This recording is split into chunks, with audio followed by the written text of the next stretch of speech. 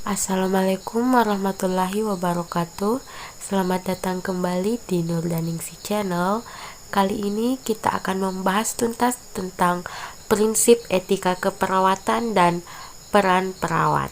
Oke teman-teman, sebelum kita ke contoh soal, kita harus pelajari dulu ada 8 prinsip etika dalam keperawatan, yaitu yang pertama autonomi atau otonomi. Nah, yang dimaksud dalam autonomi ini, praktek profesional itu yang merefleksikan otonomi saat perawat menghargai hak-hak pasien dalam membuat keputusan tentang perawatan dirinya. Jadi maksudnya hak pasien itu dalam menolak atau menerima suatu tindakan. Yang kedua yaitu benefisensi atau berbuat baik. Nah, maksud dari benefisensi atau berbuat baik ini hanya melakukan sesuatu yang baik bagi pasien. Nah, prinsip ini kadang bertentangan dengan otonomi, karena kadangkala itu bagus untuk pasien, namun pasien menolak untuk dilakukan suatu tindakan. Nah, yang ketiga, justice atau keadilan. Dalam justice atau keadilan, prinsip keadilan dibutuhkan untuk terapi yang sama dan adil terhadap semua pasien. Kemudian selanjutnya yaitu non-maleficency, yang artinya tidak merugikan.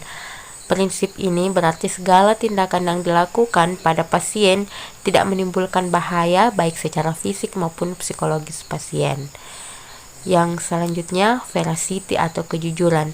Dalam prinsip etika kejujuran ini, bagaimana kemampuan perawat untuk menyampaikan kebenaran agar dapat membina hubungan saling percaya antara perawat dengan pasien. Kemudian fidelity atau ketaatan. Nah, dalam fidelity atau ketaatan ini, perawat setia pada komitmennya dan menepati janji serta menyimpan rahasia pasien. Kemudian yang terakhir yaitu confidentiality atau kerahasiaan. Nah, pada prinsip ini menggambarkan bahwa informasi pasien merupakan privasi yang harus dijaga. Oke, selanjutnya kita masuk ke contoh soal. Soal yang pertama. Suatu kasus, seorang perawat sedang merawat pasien anak dengan labioskisis mendapat komplain dari keluarga pasien tersebut karena ketahuan menceritakan kondisi pasien pada orang lain. Nah, apakah prinsip etis yang dilanggar oleh perawat tersebut? A. Non-maleficence, B. Justice, C. Confidentiality, D. Beneficency, E. Fidelity. Maka jawaban yang benar adalah C, yaitu confidentiality, yang artinya kerahasiaan. Selanjutnya untuk nomor 2, seorang remaja berumur 16 tahun dirawat di ruang isolasi. Perawat yang berada di ruangan tersebut selalu membicarakan diagnosis pasien tersebut. Apakah prinsip etis yang dilanggar oleh perawat tersebut? A. Kejujuran, B. Advokasi, C. Kerahasiaan, D. Akuntabilitas, E. Prinsip moral. Nah, kalau di sini sudah jelas sekali ya teman-teman. Jawabannya adalah C atau E. Kerahasiaan. Ya, di sini dalam arti bahasa Indonesia. Kalau yang tadi sih dalam bahasa medisnya itu confidentiality. Selanjutnya, salah satu puskesmas sedang melakukan renovasi bangunan gedung sehingga harus melakukan modifikasi tempat pelayanan pengunjung. Tempat pelayanan kesehatan lansia ada di lantai 2 dengan tangga tanpa pengaman.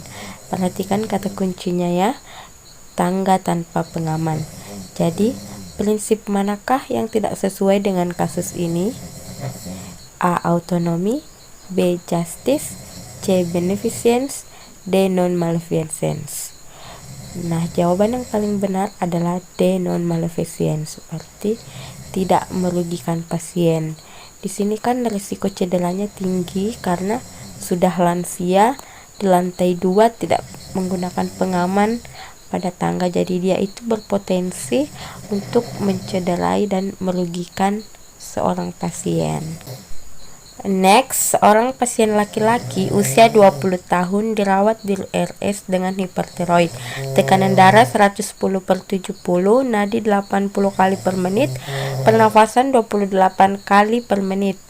pasien merasa dirinya dibedakan dengan pasien lain. Prinsip manakah yang tidak sesuai dengan kasus ini? A. Autonomy, B. Justice, C. Beneficence, D. Non-maleficence. Jadi jelas sekali, karena kasusnya merasa dirinya dibedakan dengan pasien lain, berarti perawat itu tidak adil. Nah, jadi jawaban yang paling benar adalah B, justice. Nah, di sini tipsnya teman-teman harus menghafal 8 prinsip etika keperawatan. Jadi, mau dikasih kasus apapun, apabila teman-teman sudah menghafal semua 8 prinsip etika ini, maka insya Allah teman-teman akan bisa menjawab kasus-kasus tentang prinsip etika keperawatan dengan baik dan benar. Dan mudah-mudahan kita semua lulus dalam tes SKB 2020. Amin. Selanjutnya kita pindah ke peran perawat. Nah, peran perawat menurut Konsorium Ilmu Kesehatan tahun 1989 dan peneliti yang dapat digambarkan sebagai berikut. Terdiri dari peran perawat sebagai pemberi asuhan keperawatan, peran sebagai advokat pasien, peran edukator, peran koordinator, kolaborator, konsultan atau konselor, dan peran perawat sebagai pembaharu. Jadi teman-teman bisa screenshot untuk membaca lebih jelasnya, dan selanjutnya kita akan pindah ke contoh-contoh soalnya. Contoh pertama, Kepala Puskesmas satu kecamatan gagal dalam melaksanakan satu program kesehatan masyarakat. Setelah dilakukan evaluasi, salah satu penyebabnya adalah karena tidak adanya dukungan dari Dinas Kesehatan, camat, dan lurah setempat. Strategi apakah yang harus diambil pada keadaan ini? A. Komunikasi, B. Kemitraan, C. Advokasi, D. Pemberdayaan masyarakat, E. Dukungan sosial. Jadi jawaban yang paling tepat adalah C, advokasi.